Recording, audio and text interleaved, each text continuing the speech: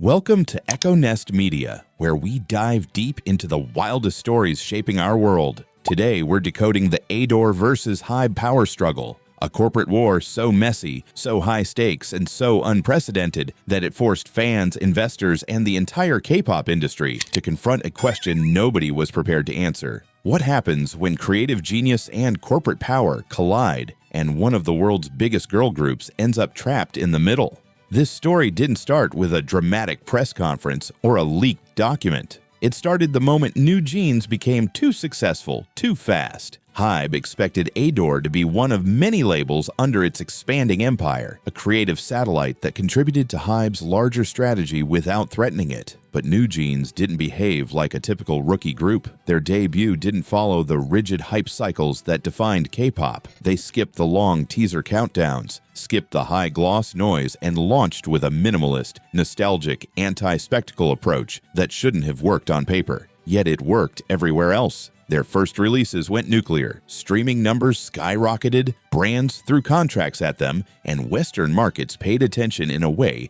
that forced the entire industry to rethink what a debut could look like. And with that success came something no one expected: leverage. ADOR suddenly wasn't just a label. It was a creative engine generating enormous influence inside HYBE. Investors began asking questions about ADOR's contributions to quarterly earnings. Executives started paying closer attention to the decisions Hee-jin was making. And HYBE's leadership recognized that ADOR wasn't just performing well, it was outperforming expectations in a way that could shift internal power dynamics. When a subsidiary begins to dictate trends rather than follow them, corporate structures feel the pressure immediately. By early 2024, HYBE believed Min's leadership had crossed a line from independent creativity into structural autonomy. They claimed internal documents, messages, and board activity suggested she was exploring ways to secure control over ADOR's board with support from outside investors. To HYBE, this looked like the early stages of a hostile takeover attempt, something unheard of in the Korean entertainment industry. Min rejected the accusation outright, insisting HYBE twisted conversations, ignored context, and weaponized internal communications to justify tightening their grip over her label. And from that moment, the two sides stopped operating like partners and started preparing for a war.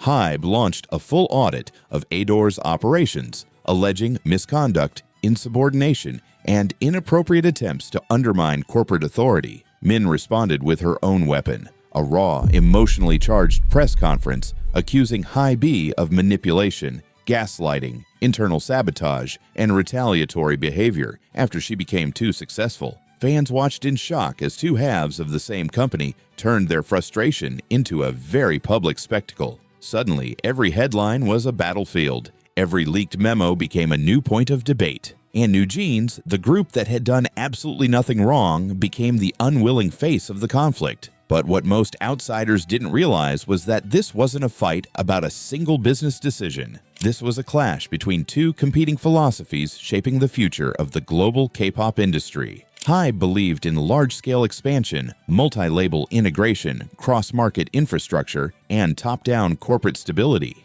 Min believed in tight-knit creative vision, smaller teams, intuitive branding, instinct-driven decisions, and artistic independence. Both philosophies had proven extremely profitable. But the moment NewJeans exploded, they collided head-on. HYBE wanted alignment. Min wanted freedom. Neither wanted to lose control. And HYBE had something Min didn't: majority ownership. Even though ADOR operated semi-independently, HYBE controlled most of its board seats and had the legal ability to remove her. But Min had something HYBE couldn't replicate: the blueprint for NewJeans themselves. Their sound, aesthetic, cultural positioning, and brand identity were tied directly to her choices. Removing her might protect HYBE's hierarchy, but it could also permanently damage one of HYBE's most valuable groups at the exact moment they were poised to become a global superpower. Meanwhile, the legal system got dragged in with full force. Courts issued temporary measures limiting Min's authority while they reviewed claims of misconduct.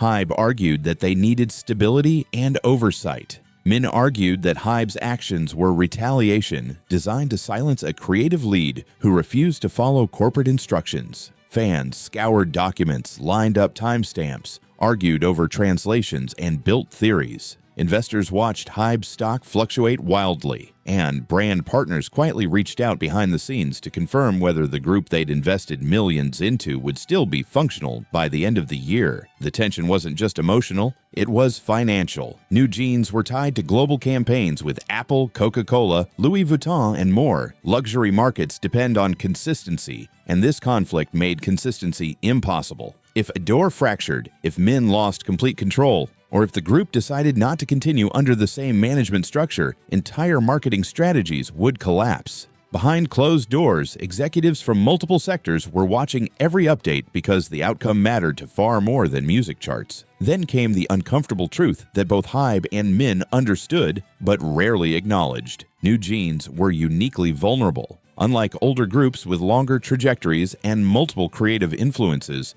NewJeans' entire identity was built on a single cohesive vision. Their music wasn't interchangeable, their aesthetic wasn't replicable, and their public image relied heavily on a sense of authenticity and intention that couldn't be sustained with a committee-built approach. If HYBE removed Min entirely, they risked rebranding the group into something fans wouldn't accept. But if Min regained too much control, HYBE risked losing structural authority over one of its most valuable assets. Inside the fandom, debates turned intense. Some fans sided with HYBE, arguing that corporations need oversight, accountability, and consistency. Others sided with Min, insisting that her creative direction was the irreplaceable core of what made NewJeans special. But most fans fell into a third category, terrified that the conflict itself, not whichever side won, might damage the group's ability to function long-term. K-pop groups don't survive instability. They survive structure, strategy, and clear leadership. And ADOR suddenly had none of those things. As the conflict dragged on, industry analysts began pointing out a deeper problem. The Korean entertainment model had never built a proper playbook for handling internal power struggles inside a multi-label corporation. HYBE's structure was built on autonomy, but autonomy becomes a liability when a label becomes strong enough to challenge the parent company directly. No one had prepared for this scenario because no one believed a subsidiary would ever become this influential this quickly. By late 2024, it became obvious that no outcome would leave both sides satisfied. HYBE could remove Min and risk weakening NewJeans' brand. Min could win back authority, but lose the ability to operate without corporate scrutiny. And the members themselves, young, massively successful, but dependent on adults making decisions above their heads, were stuck, hoping the system wouldn't implode around them.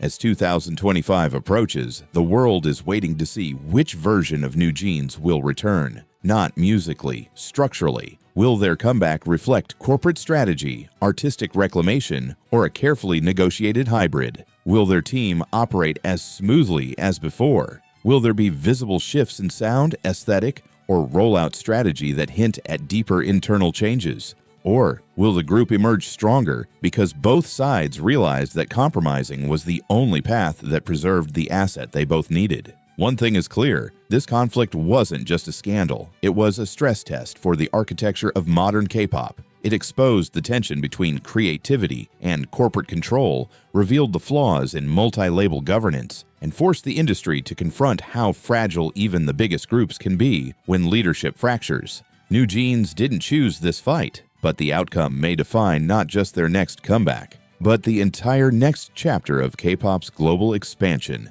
Because whichever philosophy wins, HYBE's corporate machine or Min's artistic autonomy, will shape the blueprint every major label follows next.